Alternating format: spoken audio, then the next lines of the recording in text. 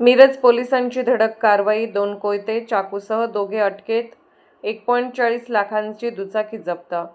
मिरज शहर पोलिसांनी गोपनीय माहितीच्या आधारे कारवाई करत 2 तरुणांना धारदार शस्त्रांसह अटक केली. त्यांच्या ताब्यातून 2 लोखंडी धारदार कोयते, 1 चाकू आणि सुमारे 1,40,000 रुपये किमतीची बजाज पल्सर दुचाकी जप्त करण्यात आली. 16 ऑगस्ट रोजी रात्री 7:30च्या सुमारास किसान चौक परिसरात 2 तरुण स्पोर्ट्स बाईकवरून फिरत असून त्यांच्या कमरेला धारदार कोयते असल्याची माहिती पोलिसांना मिळाली. माहितीची खातरजमा करून पोलिसांनी किसान चौक परिसरात सापळा रचला आणि दोघांना ताब्यात घेतले. अटक करण्यात आलेल्यांची नावे उबेद निसार शेख वय 29 आणि साबिर नन्हेसाब व्यापारी वय 20 अशी आहेत.